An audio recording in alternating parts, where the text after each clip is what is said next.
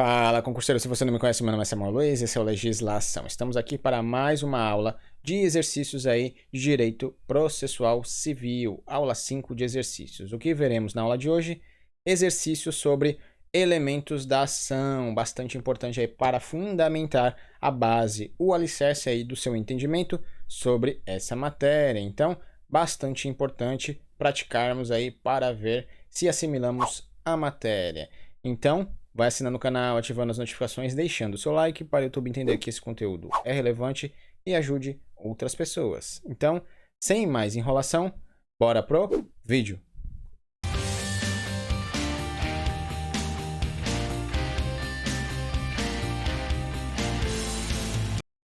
Direito Processual Civil, aula de exercícios. Então, vamos iniciar.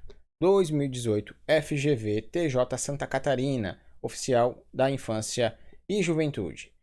De acordo com o novo Código de Processo Civil, responda à seguinte questão. São elementos da ação: A. Parte, juiz e demanda. B. Juiz, processo e demanda. C. Jurisdição, processo e pedido. D. Partes, pedido e causa de pedir. E E. Jurisdição, causa de pedir e partes. A, B, C, D ou E. Pause o vídeo, faça e depois acompanhe a resolução. Vamos lá, 3, 2, 1, bora responder. Qual é a norma? Código de Processo Civil, Direito Processual Civil. E o que a questão está querendo? Ela quer saber quais são os elementos da ação. Então, iremos procurar aí os 3 elementos da ação nas assertivas. Assertiva A, parte, juiz e demanda, são elementos da ação? Certo ou errado? Aqui vai estar errado. Juiz e demanda não. As partes sim. Temos a parte passiva e a parte ativa, autor e réu. Então, isso aí está errado, essas duas não são elementos da ação. Vamos ver a fundamentação. São elementos da ação, as partes, causa de pedir e o pedido. Então, esses 3 são os elementos da ação. Qual a finalidade deles? Eles servem para individualizar aquela ação.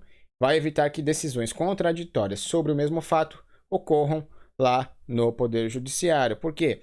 Porque vai evitar que as partes procurem o Poder Judiciário repetidas vezes para pedir a mesma coisa com o mesmo fundamento. Então, esses elementos da ação vão individualizar aquela ação. Então, o Judiciário vai decidir uma vez e pronto. Essas partes não poderão recorrer ao Poder Judiciário pedindo a mesma coisa com o mesmo fundamento. Então, para isso que servem os elementos da ação. Assertiva B, juiz, processo e demanda são elementos da ação? Certo ou errado? Aqui vai estar errado, tudo errado aí. Nenhuma dessas são elementos da ação. Vamos visualizá-los de novo aqui.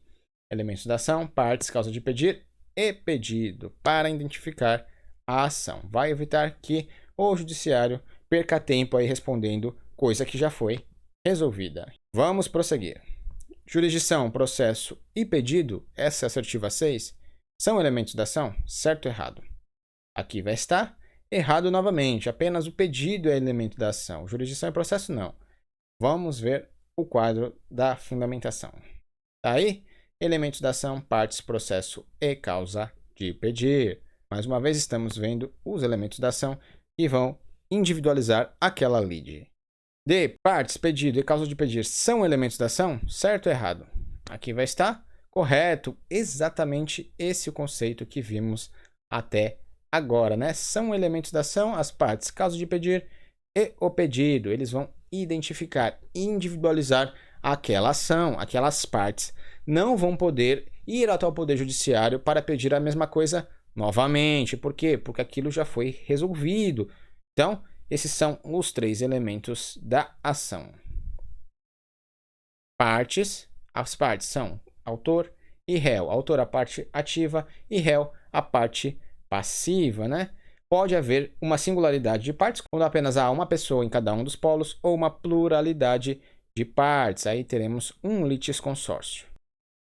Outro elemento da ação é a causa de pedir. No Brasil, adotamos a teoria da substanciação. A teoria da substanciação vai dividir a causa de pedir em 2. Causa de pedir remota, que são os fatos, e causa de pedir próxima, que são os fundamentos. Os fatos são a descrição do que ocorreu no mundo real, né? O que aconteceu? Então você vai descrever lá na petição inicial. E o fundamento é você utilizar a norma naquele caso concreto. É a retirada da norma do abstrato para o concreto, substanciando o pedido do autor. É trazer ao processo a norma que embasa o pedido. Nós demos exemplo lá na aula, vou deixar aqui no card para você que não assistiu a aula. No Brasil não foi adotada a teoria da individuação. Aqui era necessário só os fundamentos jurídicos do pedido. Não é necessário você descrever os fatos. Então isso aí não foi adotado. No Brasil, teoria da substanciação, onde a causa de pedido se divide em fatos e fundamentos. Só um detalhe aqui, quando você for descrever a norma, você não precisa copiar e colar. Basta você falar que tem uma norma que embasa aquele pedido, porque o juiz conhece o direito. Iura novit curia, não é necessário os dispositivos legais que fundamentam o direito, basta a descrição das consequências jurídicas que a causa de pedir remota provocou. Lá no nosso exemplo da aula, que está aqui no card, nós fundamentamos como? Magistrado, tem a Constituição Federal que diz que fulano de tal tem direito por isso, isso e isso.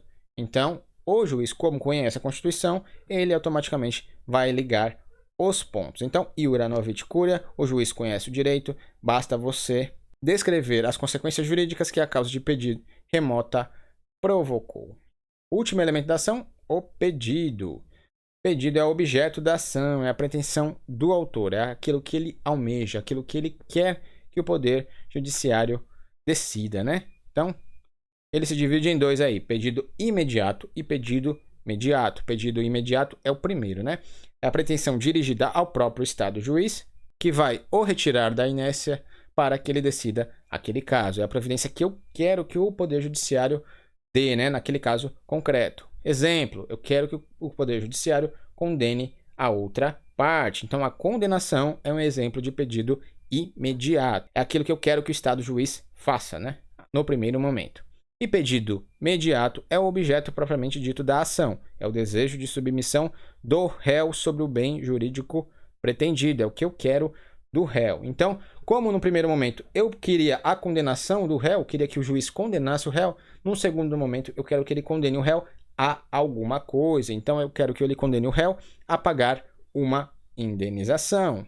Então, está aí um exemplo de pedido imediato e pedido mediato.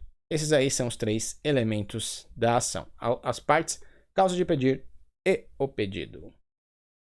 E já sabemos que está errada a jurisdição, causa de pedir e partes. Jurisdição não é um elemento da ação, está totalmente errado. São aí os três elementos da ação. Próxima questão. 2019 IADES, Assembleia Legislativa de Goiás, prova de procurador. Uma ação é idêntica à outra, de acordo com o Código de Processo Civil, quando uma ação vai ser igual à outra. Os fatos fundamentos forem os mesmos em ambas as ações. B. Os autores e os réus dos processos forem os mesmos em ambas as ações. C. O pedido de uma ação for mais amplo que o da outra. D. As partes, a causa de pedir e o pedido foram os mesmos em ambas as ações. E os fundamentos jurídicos forem os mesmos em ambas as ações. A, B, C, D ou E. Pause o vídeo, faça e depois acompanhe a resolução. 3, 2, 1. Pausou, fez, então vamos responder. Qual é a norma? Código de Processo Civil, Direito Processual Civil. Que a questão está nos cobrando. Ela quer saber quando uma ação é idêntica à outra. A. Quando os fatos jurídicos forem o mesmo em ambas as ações? Certo ou errado? Aí está errado. Por quê? Porque uma ação vai ser igual a outra quando ela tiver as mesmas partes, a mesma causa de pedir e o mesmo pedido. Isso vai individualizar uma ação da outra. Isso vai distinguir uma ação da outra. Estamos cansados de ver isso aqui nessa aula, né? Elementos da ação, partes, causa de pedir e pedido. Eles vão individualizar aquela ação. Voltando aqui. B. Os autores e os réus do processo forem os mesmos em ambas as ações? Isso quer dizer que ela é igual a outra ação? Certo ou errado? Aqui vai estar errado, né? Por quê? Porque isso é apenas um elemento da ação. São necessários 3 elementos aí para individualizar uma ação. As partes, causa de pedir e o pedido. Então, faltam 2 aí, né? Tá aí, elementos da ação, partes, causa de pedir e pedido. No exemplo, só tinham as partes. Voltando aqui para a questão. Se o pedido de uma ação for mais amplo que o da outra. Isso aí vai dizer que uma ação é igual a outra, certo ou errado? Isso aí está errado. Por quê? Porque isso aí é o conceito da continência. O pedido de uma ação é mais amplo que o da outra. Tá errada essa assertiva. D. As partes, a causa de pedir e o pedido forem os mesmos em ambas a ação. Isso aí vai identificar uma ação, certo ou errado? Aqui vai estar correto, exatamente esses os elementos da ação que estamos cansados de ver, né? Elementos da ação, as partes, causa de pedir e o pedido. Ela tem como finalidade individualizar aquela ação, evitando decisões contraditórias sobre a mesma lead. Vai evitar que as partes fiquem indo ao poder judiciário toda hora pedir a mesma coisa pelo mesmo motivo. Então isso aí está correto. E os fundamentos jurídicos forem os mesmos em ambas as ações, sabemos que isso aí está errado, porque uma ação só vai ser individualizada se tiver os três elementos, as partes, a causa de pedir e o pedido. Estão aí os elementos da ação. Então, já entendemos esse conceito. Finalizamos aqui mais uma aula de exercícios. O que vimos na aula de hoje? Vimos os elementos da ação. Então, fizemos alguns exercícios aí sobre elementos da ação, importante aí para servir de alicerce para o entendimento da matéria. Então, aulinha de exercícios bastante importante.